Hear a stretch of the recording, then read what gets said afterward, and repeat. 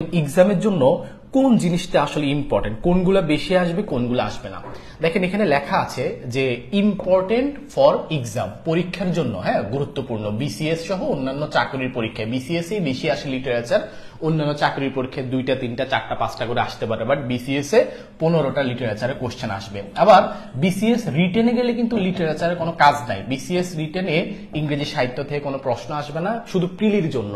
ভাইভাতে গেলেও লিটারেচারে কোনো কাজ নাই। তবে যারা ইংলিশ ডিপার্টমেন্টের স্টুডেন্ট, ইংলিশে পড়েছেন, তাদেরকে হয়তো ইংলিশে পড়েছেন দেখে বিসিএস সম্বন্ধে, লিটারেচার সম্বন্ধে 2-1টা কোশ্চেন করতে পারে। আদারওয়াইজ লিটারেচারের রিটেন এবং ভাইভাতে কোনো কাজ নাই, শুধু প্রিলির জন্য। যে জিনিসের রিটেনে কাজে দিবে, ভাইভাতে কাজে দিবে, সেগুলো আপনি ডিটেইলস পড়বেন, বাট রিটেন ভাইভাতে কাজে দিবে না, শুধু প্রিলিতে কাজে দিবে, বিসিএস প্রিলিতে। এরকম টপিক আপনি বাছাই করে পড়বেন। ওই যে শুরুতেই বললাম, কিছু পড়তে হবে, তবে বিশাল একটা অংশ কি করতে হবে, বাদ দিতে হবে। তো এখন যে জিনিসটা মাথায় রাখতে হবে, কি কি আসে পরীক্ষায়। প্রথম হচ্ছে এইজ ডিভিশন, যুগ বিভাজন। যুগ বিভাজনটা কেমন? যুগ বিভাজনটা হচ্ছে এরকম, যুগ বিভাজনটা হচ্ছে এরকম যে আসলে কি কোন যুগের কবি, এটা মাথায় রাখতে হবে। টুকটাক, সব কবি সম্পর্কে না, সব রাইটার সম্পর্কে।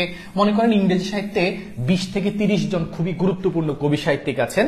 তো এই কবি সাহিত্যিকরা আসলে কে কোন যুগের কবি, তারা কি রেনেসা পিরিয়ডের কবি, নাকি ভিক্টোরিয়ার, নাকি রোমান্টিক, নাকি ওল্ড ইংলিশ, এরকম প্রশ্ন থাকবে হচ্ছে 2টা থেকে 3টা প্রশ্ন থাকতে পারে, একটাও থাকতে পারে, 2টা 3টা থাকতে পারে। মানে বিগত বছরের, বিগত যে বিসিএস পরীক্ষার, এগুলো আলোকে বলছি।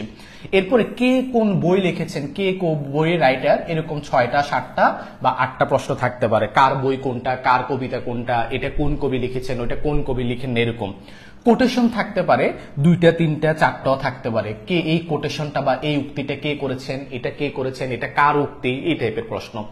লিটারারি টার্ম, বিভিন্ন গুরুত্বপূর্ণ লিটারারি টার্মস আছে, যেমন সাহিত্যের ভাষায় সনেট কি, হাইম কি, সিমিলি কি, এরপরে সিমিলি কি, মেটাফোর কি, প্যারাডক্স কি, বিভিন্ন ধরনের লিটারারি টার্ম আছে, ছন্দ, অলংকার, এগুলো নিয়ে 2টা 3টা প্রশ্ন থাকাটা অযৌক্তিক নয়।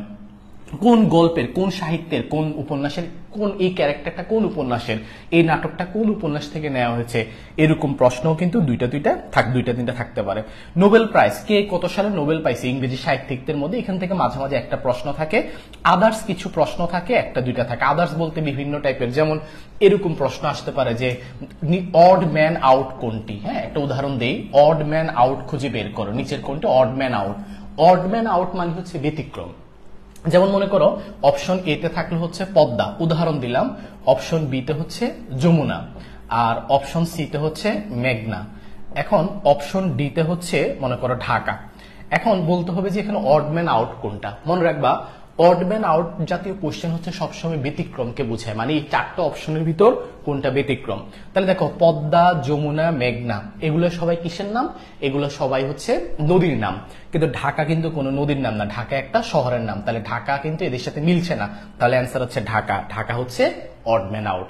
মনে করো এরকম প্রশ্ন থাকতে পারে যে, এখানে এরকম প্রশ্ন থাকতে পারে যে 2 3 5 7, তাহলে বলতে পারো অড ম্যান আউট কোনটা।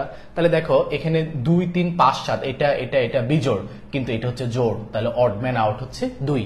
মনে করে এরকম থাকতে পারে, বাংলা দিয়ে বুঝায়। মনে করে একটা অপশনে থাকলো হচ্ছে নজরুল, ঠিক আছে, একটা অপশনে থাকলো রবীন্দ্রনাথ, আরেকটা অপশনে থাকলো শরৎচন্দ্র, আরেকটা অপশনে থাকলো সুফিয়া কামাল। তাহলে এই দুটোর মধ্যে অড ম্যান আউট হচ্ছে সুফিয়া কামাল, কারণ এরা সবাই ছেলে পুরুষ আর বাকি জন হচ্ছে মহিলা। তাহলে এইভাবে করে ইংলিশ লিটারেচারও অড ম্যান আউট আসতে পারে, যে 3টা পুরুষের নাম দিতে পারে, পুরুষ কবি, একজন মহিলা কবির নাম দিতে পারে। এগুলো একটু মাথায় রাখতে হবে।